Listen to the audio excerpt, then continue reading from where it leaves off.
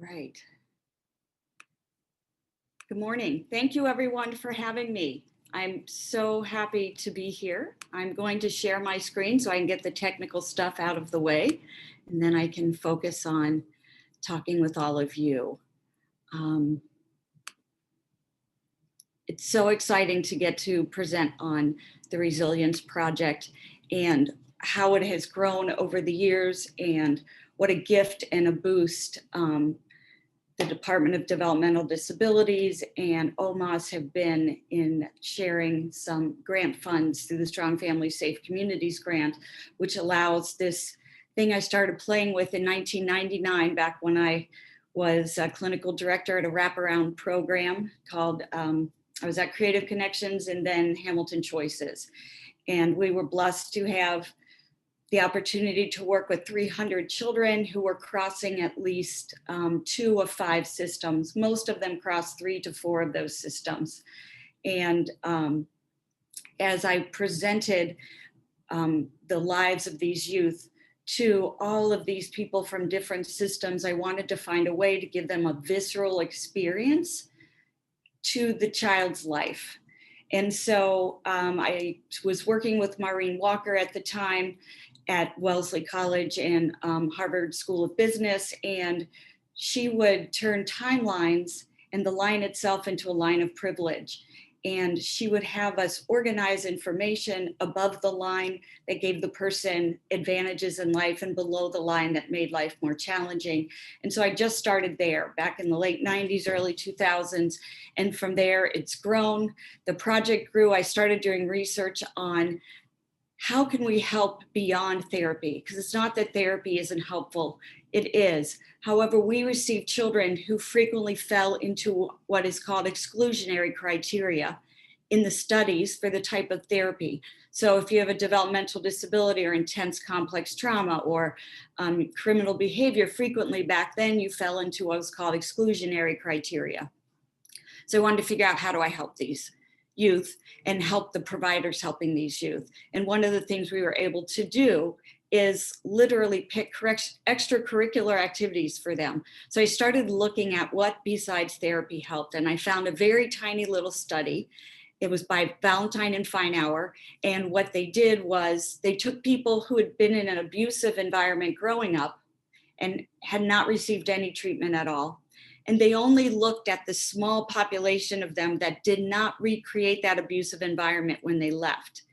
And in that very small sample, they found 5 resilience factors. And at the time, from the halls of Congress all the way down to the universities, people were arguing, is resilience something you're born with, or can you learn it? And of course, in Congress, they were saying, if you're born with it, then we can cut all of these programs helping people learn it, and we can put that money somewhere else. Valentine and Feinauer stepped into that fray, and they came out very solidly with proof on the side that resilience is learned, even in environments where you think people are having little to no contact with the outside world. And they came up with 5 resilience factors, and I developed our programming around that, and I've carried that forward into every project I've done. And we now have several projects called the Resilience Project, which were born from that resilience model. And I'm honored to get to share some of those with you today. So one of the first ones that went from this work I was doing with these with this great wraparound program to a wider audience was the Resilience Project that was funded by, as I said, Ohio DOD and OMAS through the Strong Family Safe Communities grant. And it was a 2-year grant that started in 2013, and it just got renewed again. So thank you all so much for this. It has changed so many lives, and it has had so many ripples. And when I saw this picture, I was like, this is what it felt like. We were a tiny little group, and people just keep coming and coming, and we're able to help more and more people every day. And the goal is to help people with complex trauma, but most importantly, to also help their community so that the people we serve can have a community that understands them. And we can do what Claude Steele has been trying to teach us since the 90s, And Dr. Frashone at Harvard has discovered that based on evolutionary studies, the organisms that work together survive over time. And he looked at single-celled organisms all the way up to humans.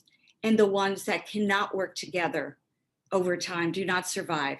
So he found that being adaptable wasn't the answer, because in organisms that can't work together, adaptability is viewed as difference, it's excluded, and eventually those organisms die off over time. But people and organisms that viewed diversity as a resource, they flourished and survived. And as Carl Sagan reminds us so powerfully, extinction is the rule, survival is the exception. So I feel like this is a gift to that exception and allows us to not just view diversity as a resource, but celebrate it, engage it, and use it to enrich our community and those living in it. So the Resilience Project has several components, and I wanted to break each of them down for you. And a big thank you to Joe Krippenstapel for originally putting together this particular graphic. We either build or join the cross-system team. Then we're going to provide training, and it's a very specific type of training based on the neuroscience of both trauma and resilience. Because the beauty of neuroscience is you don't need exclusionary criteria because we all have a central nervous system. So that's why I've chosen that work to make my life's work, because it can include all of us.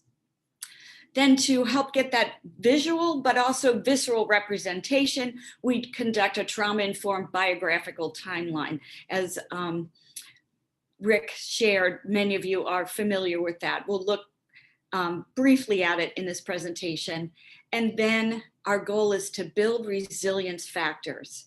And from this resilience project, I have learned that while it is so crucially important to build the resilience factors in those we are serving and those doing the serving and support, it's also important to grow them in our community. And that's been the real gift from moving from my resilience model into these different resilience projects. And then we review data and outcomes and keep learning and growing. So let's break it on down. Number one, engage or help those served develop a cross-system team. And this came from my experience with Wraparound and getting to go to Colorado and work with Dr. Brandenburg and helping people find a voice and bring unexpected people onto the team, people they found supportive in their community. And it was my first taste of the power of community and the importance of centering belonging over managing. So we started focusing on these youth who felt like they belonged nowhere and families who felt like they belonged nowhere. And we started focusing on helping them belong instead of managing their actions. We got very different results.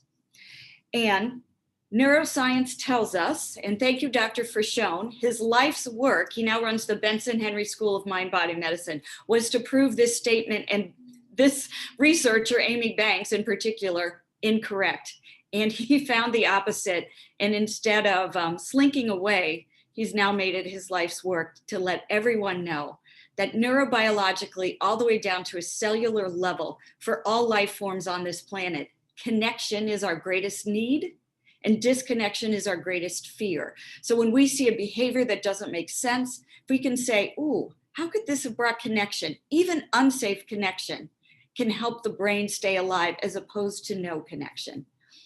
So we started from that focus.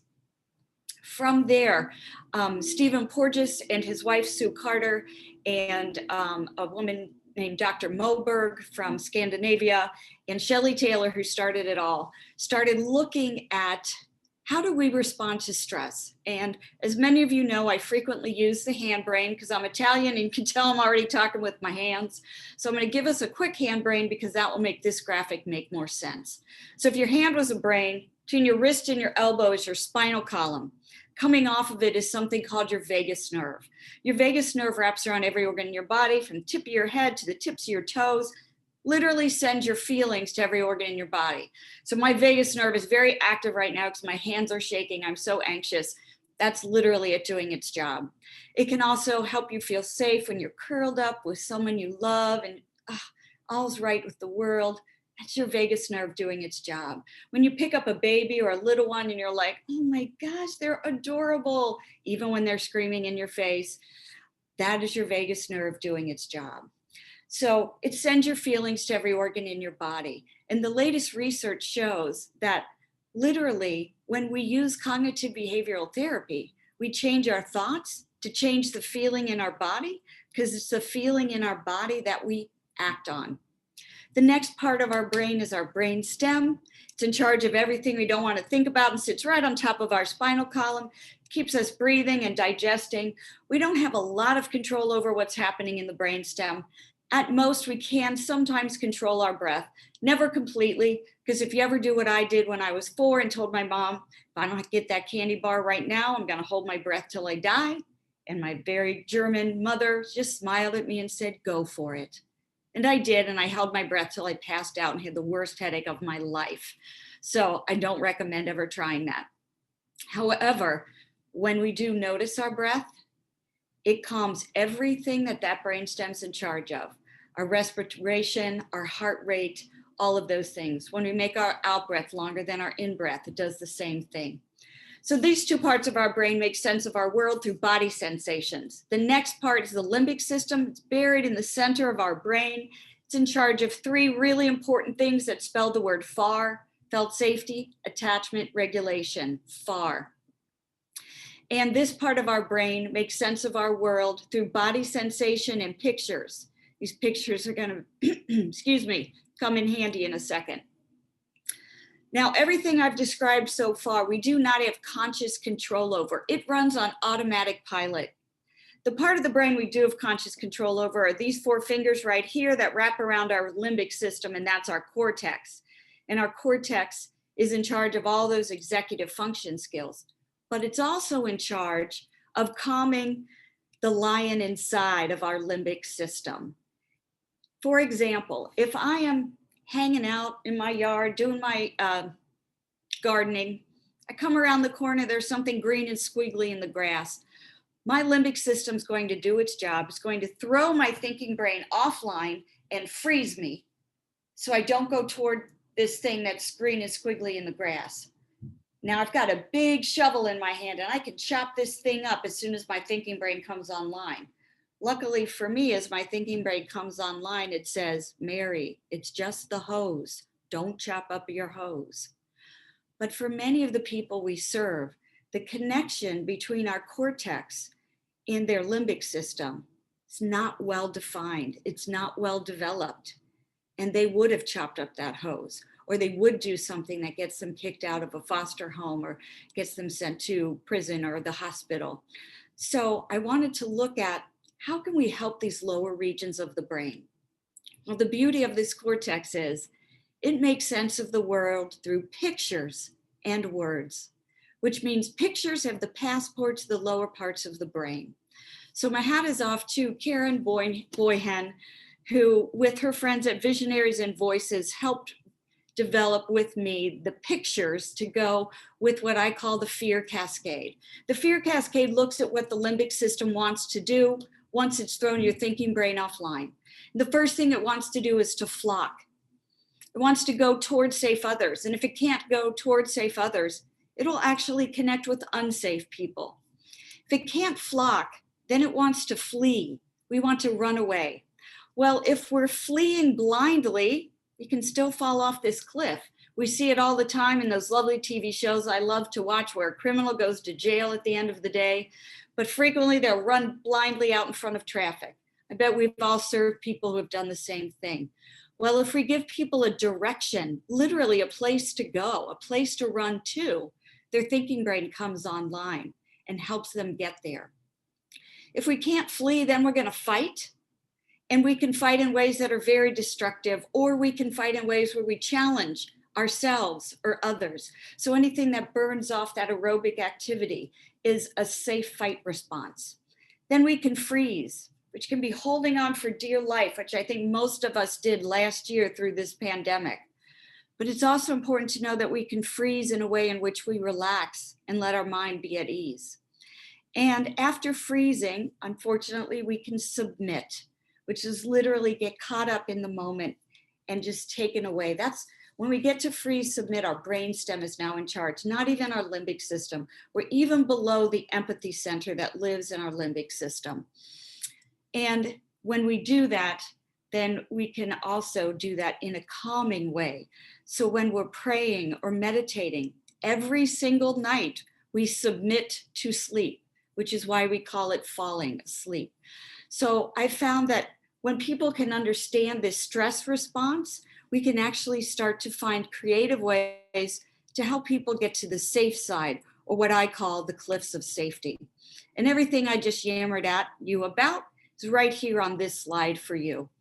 This is a beautiful connector taught to me by my friend Prince, taught me back in the 1980s that red, hot, and blue makes purple. So I put this in purple because for those of us where freeze came into play because we've been in situations so frightening where we've had to freeze. When we go into trying to calm to sleep, our brain kicks us into a fight response to keep us safe, and we can get caught there. Or when we start managing behavior, that can feel like a submit to someone who's been powered over and hurt.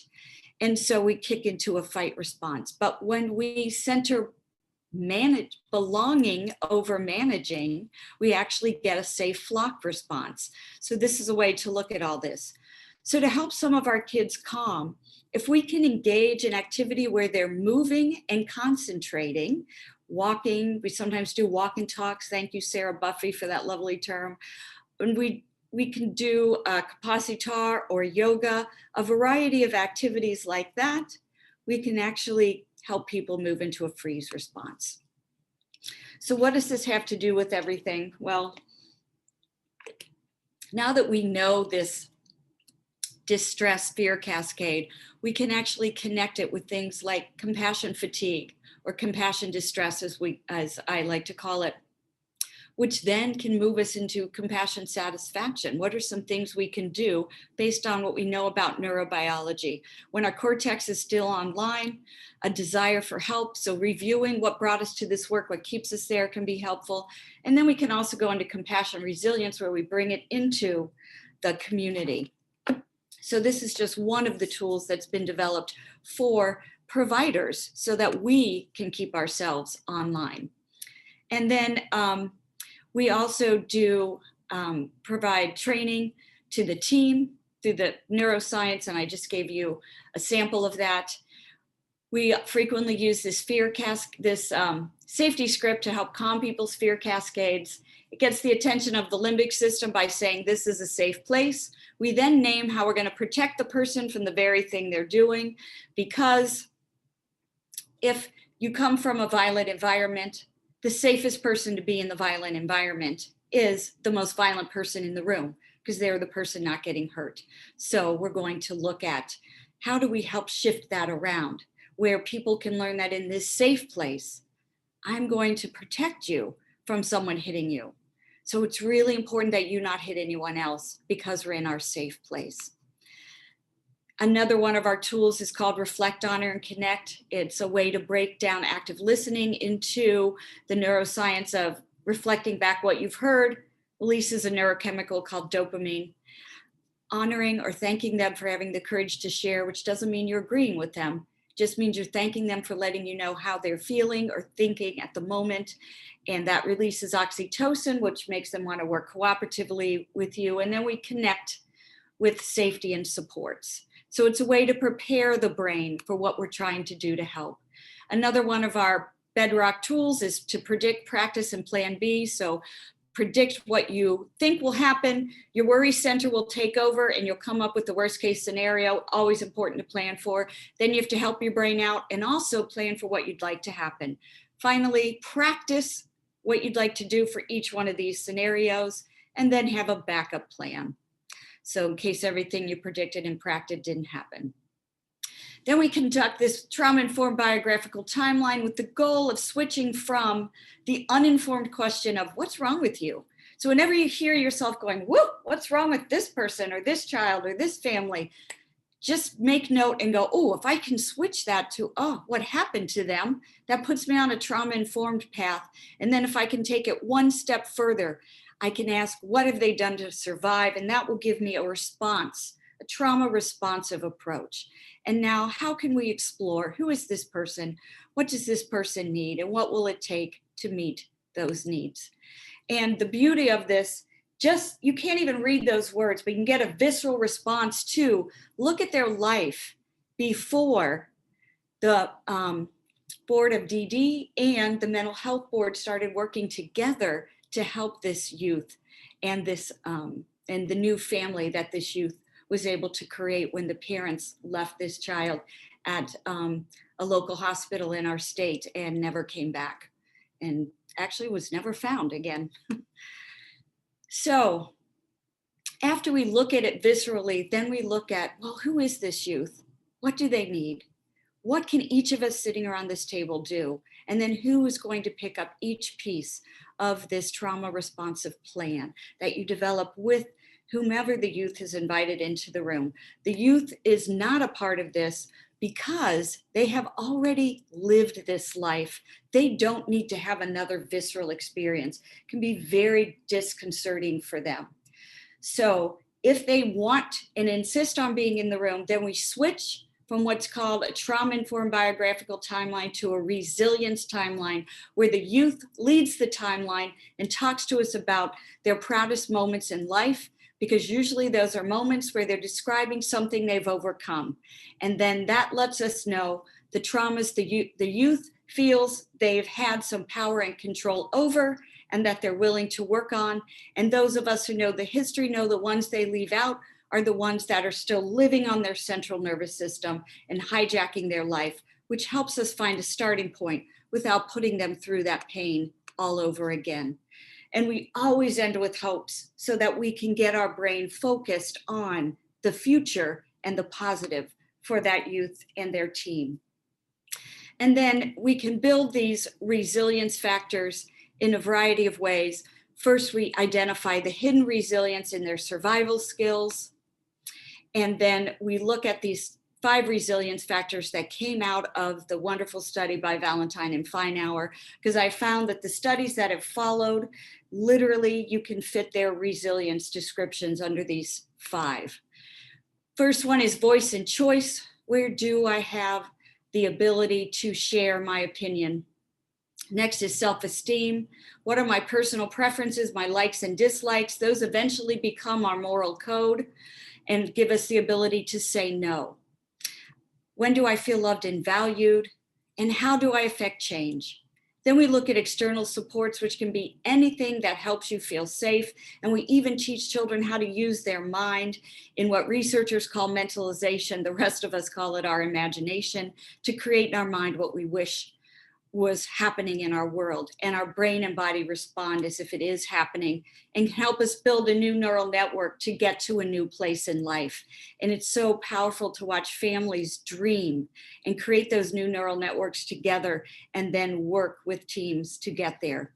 And then the affiliation, this is where the community comes in. How do we connect both the youth and their team and whoever is supporting them to the larger community, and most importantly, you, the team members, because connection with positive adults in positions of authority are helpful for all of us and account for 80% of resiliency. And finally, we review data and outcomes so we can keep learning and growing.